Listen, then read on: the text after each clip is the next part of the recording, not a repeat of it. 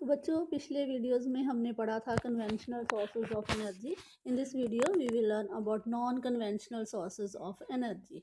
तो जो increasing use fossil fuels की हो रही है वो it is leading to the its shortage. इसकी कमी हो रही है, बहुत ज़्यादा हमें कमी महसूस हो रही है क्योंकि फॉसिल फ्यूल्स को बनने में लाखों साल लग जाते हैं। तो it is estimated that if the present rate of consumption continues, अगर हम इसी तरीके से इनका कंजप्शन करते रहेंगे, इनको कंज्यूम करते रहेंगे लगातार, तो the reserves of this fuel will get exhausted. तो जो रिजर्व्स हमारे पास भंडार पड़ा हुआ है इसका, तो वो एग्जॉस्ट हो जाएगा, वो सारे ख़त्म हो जाएंगे क्योंकि वो रिसोर्सेज कन्वेंशनल हैं, जो पुराने रिसोर्सेज हम यूज़ करते आ रहे हैं और कई साल लग जाते हैं उनको बनने में। तो नॉन कन्वेंशनल सोर्सेज वो होते हैं जो कि बहुत पुराने नहीं हैं, जो जिनका यूज़ हमने अभी अभी करना कुछ साल से ही करना शुरू किया है। तो more over there use also causes environmental pollution. तो अगर हम कन्वेंशनल सोर्सेज का इस्तेमाल करते हो तो ये पोल्यूशन भी फैलाते हैं, बहुत ज़्यादा एनवायरनमेंट को ख़तरा होता है इससे।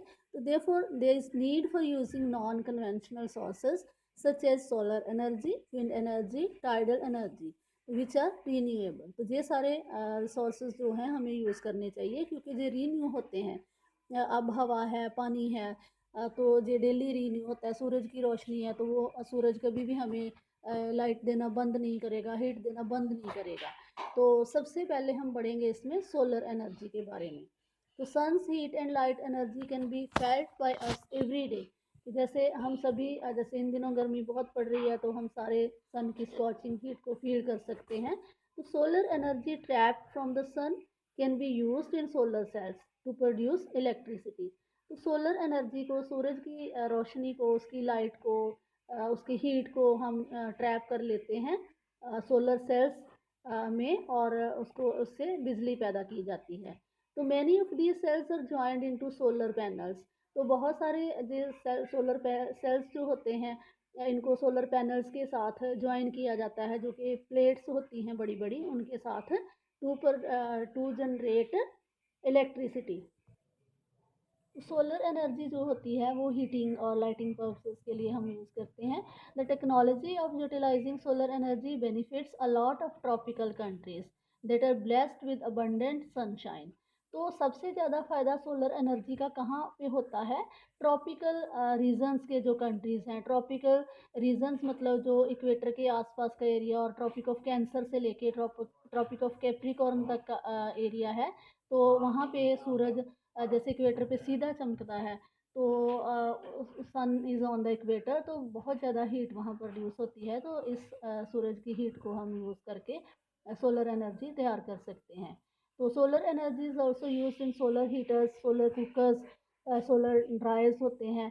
तो besides being used for community lighting and traffic signals, तो इवन ट्रैफिक सिग्नल्स के लिए भी, और कम्युनिटी में, पूरे मोहल्ले में, गांव में हम सोलर एनर्जी को यूज़ करके हम लाइटिंग जो है वो कर सकते हैं। Next is wind energy. Wind is an inexhaustible source of energy. हवा हमेशा हमें मिलती रहती है, तो इसलिए जो कभी ना ख़त्म होने वाला सोर्स है। तो windmills have been used for grinding grain and lifting water since times immemorial. इसमें क्या था कि बहुत पुराने समय से ही हम विंड मिल्स को यूज़ करते आए हैं। हवा का हम इस्तेमाल करते रहे हैं ग्रेन्स को ग्राइंड करने के लिए, पानी निकालने के लिए, जैसे हर्ट चलते हैं उसके कारण, विंड मिल्स के कारण। In modern time windmills, the high speed winds rotate the windmill which is connected to a generator to produce electricity. तो पवन चक्कियाँ जो हैं वो सेटअप की जाती हैं और उनके नीचे जनरेटर लगा होता है। तो जब हवा के साथ वो पंखे घूमते हैं तो जनरेटर को ऑन करते हैं और जनरेटर बिजली पैदा करता है। Wind farms connected wind farms having clusters of such windmills are located in coastal regions and in mountain passes where strong and steady winds blow. तो विंड फार्म्स कहाँ पे सेट, विंड फार्म होता है जहाँ पे बहुत सारी पवन चक्कियाँ, जो विंड मिल्स हैं, बहुत सारी जो उनकी अलग अलग सेटअप उनका लगा होता है, तो that is called the wind farm. तो इसमें ये विंड मिल्स कहाँ पे होती हैं? जहाँ पे कोस्टल रीजन्स होते हैं, जहाँ फिर माउंटेन पासेस होते हैं, तो वहाँ पे काफ़ी ज़्यादा हवा होती है।